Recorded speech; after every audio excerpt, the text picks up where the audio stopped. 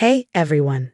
I'm Susan Thompson, 33, killing it in my marketing career, and until recently, living what I thought was the dream life with my husband, Derek, in our charming suburban home. We had it all, or so I thought. Weekend dinner parties, spontaneous road trips, and my home office, which was my sanctuary. I'd spent months getting it just right, with an ergonomic chair, inspiring artwork on the walls. The perfect space to get lost in my projects. One Saturday morning, I called out to Derek, "Babe, I'm heading out to the farmer's market. Want anything special for dinner?" "Nah, just get whatever looks good," he mumbled, barely looking up from his phone. I shrugged it off, but the distance between us had been growing, and each disengaged reply only made it clear. Still, I pushed it to the back of my mind, focusing instead on an exciting work project that had just landed in my inbox. My chance to really shine. When I got home from the market, I found Derek on the phone, talking in hushed tones. Yeah, I know. We'll figure it out," he muttered, quickly ending the call when he noticed me. "Everything okay?" I asked, eyebrows raised. "Oh, just work stuff." "Nothing important," he replied, brushing it off. I had an urge to press further, but something told me to let it go. Instead, I buried myself in my project plans and strategies, the deadline swallowing any lingering worries. But days went by, and Derek's secretive phone calls didn't stop. I'd overhear bits and pieces like she doesn't need to know yet, and we'll deal with Susan later. Red flags waved in my mind, but I ignored them, telling myself I was just stressed. Then came the family barbecue. That's when I met Derek's sister, Megan, for the first time. Trying to make small talk, I asked, "So, Megan, what do you do?" "Oh, I'm between jobs right now," she laughed, a carefree laugh that grated on my nerves. "Exploring my options." Derek's mom chimed in. "Megan's always been a free spirit. Can't tie her down to one place or job for too long." I nodded, but something about Megan's gaze, lingering on our house, left me unsettled. Later that night, I overheard Derek on the phone again. "Don't worry, sis. We'll figure something out. You know I got your back." A knot formed in my stomach.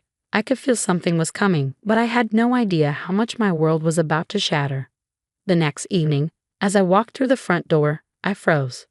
There was Derek and Megan, hauling my desk out of my office. "What's going on here?" I demanded, my heart pounding.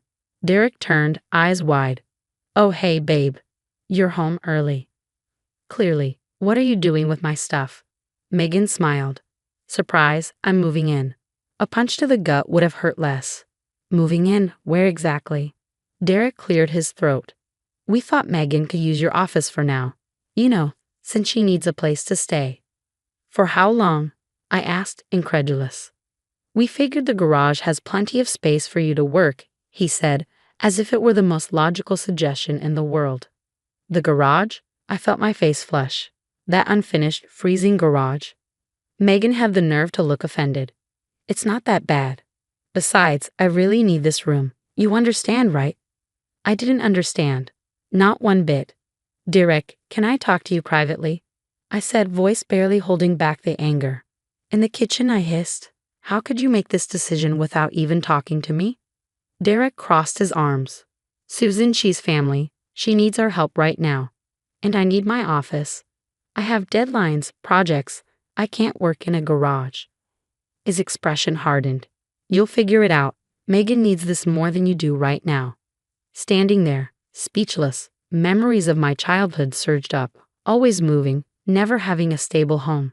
I'd worked so hard to create a life, a space that was finally mine, only to have it taken from me.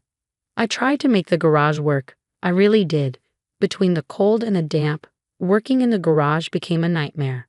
My laptop started glitching from the humidity, and I felt like I was coming down with something from the chill. "Derek, I can't do this," I called out one evening.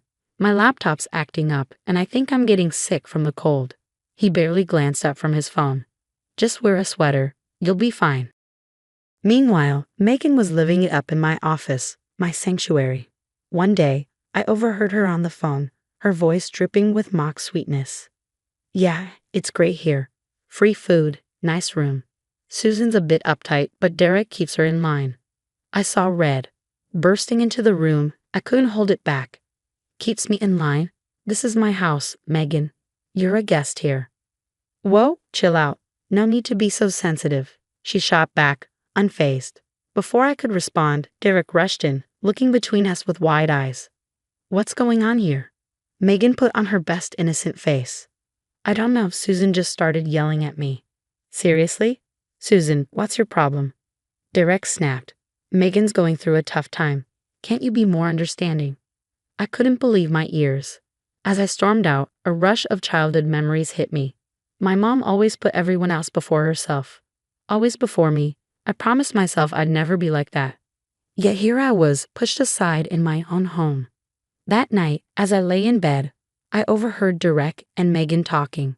Don't worry about Susan, Derek was saying. She'll get over it. You can stay as long as you need. I turned over, tears silently streaming down my face. How had it come to this? The stability I'd fought so hard for was slipping away, and the one person I trusted to have my back was the one tearing it all down. As I drifted into an uneasy sleep, one thought echoed in my mind. Something had to change, and if Derek wouldn't stand up for me, then I would have to stand up for myself. I couldn't take it anymore. I needed to talk to someone who'd actually listen. The next morning, I called Jasmine and asked her to meet me for coffee. Girl, you look like hell, Jasmine said as I slumped into the cafe chair. Thanks, I muttered, feeling like I was already defeated. I feel like it too. I spilled everything. Megan taking over my office, the garage, Derek's attitude, everything.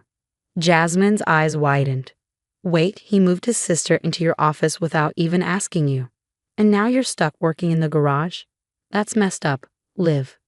I know, I sighed. But he says she needs help and I can't just turn her away. No, stop right there. Jasmine cut me off. What about what you need? I blinked, taken aback. What do you mean? I mean, it's your house too, and honestly, you might want to think about whether this relationship is even worth saving. Her words hit hard, but deep down, I knew she had a point. The next day at work, I confided in Tyler during our lunch break. Well, that's rough, he said, shaking his head. No offense, but your husband sounds like a real piece of work. It's not just the office thing, I admitted, biting my lip. He's been weird about money lately too, questioning every purchase I make, but apparently it's fine to support his sister.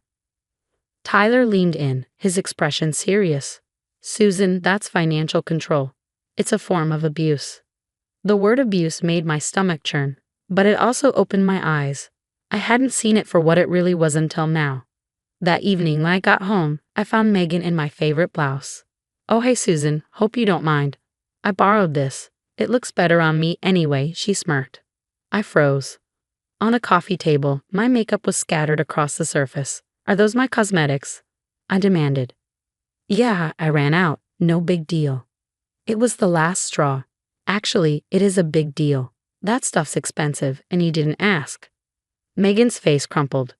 I can't believe you're being so mean. I thought we were family. And then, right on cue, Derek walked in. What's going on? Megan's just yelling at me for borrowing some things, Megan sniffled, playing the victim. Derek turned to me, his face hard. Seriously? You're making her cry over clothes and makeup. That's not the point. I shouted, frustration rising. No, you listen, Derek cut me off.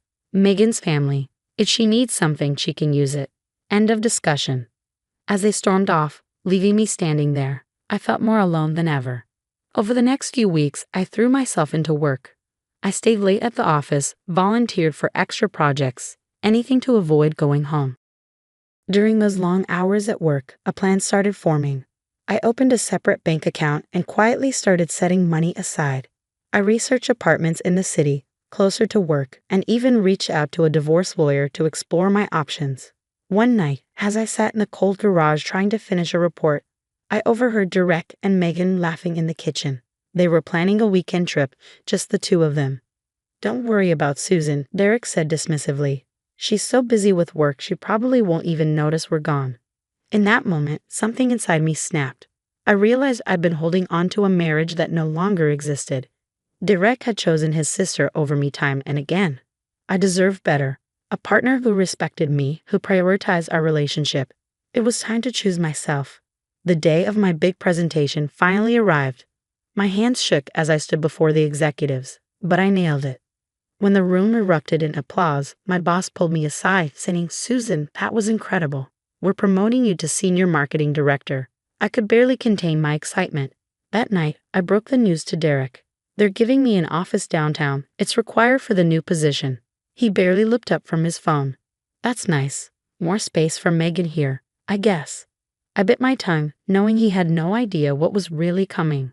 Over the next few weeks, I prepared. I signed a lease on a cozy apartment, packed a few boxes at a time when no one was home, and finalized my divorce papers. On moving day, I waited until Derek and Megan left for their weekend trip. Then I sprang into action, loading my car with everything I carefully stashed away.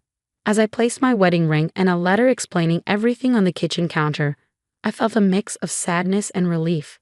This house, once my dream home, now felt like a prison I was finally escaping. I took one last look around, then walked out the door, closing that chapter of my life behind me. Months passed and life found a new rhythm. My promotion brought challenges, but I thrived. I made new friends at work, reconnected with old ones, and slowly began to heal. One Friday night, I met up with Jasmine for drinks. "Girl, you look amazing. How's the new place?" she asked, raising her glass. I couldn't help but smile. "It's perfect. All mine, no freeloaders allowed." We laughed, and for the first time in years, I felt truly free. "So," Jasmine said with a mischievous grin, "ready to get back out there? There's this cute guy in my yoga class." I felt a flutter of excitement. You know what? Maybe I am. As we chatted, my phone buzzed with a text from Tyler. Guess who I just saw at the unemployment office? Derek and Megan. I shook my head, feeling a strange mix of emotions. Karma's a funny thing. Later that night, curled up on my couch with a good book, I reflected on how far I'd come. The scared, insecure woman who once let others walk all over her was gone. In her place was someone stronger, more confident, fiercely protective of her own happiness. There were still tough days and moments of doubt, but looking around at the life I'd built, I knew I'd made the right choice. As for Derek and Megan, they were learning the hard way that actions have consequences. And me? I was too busy embracing my new life to look back.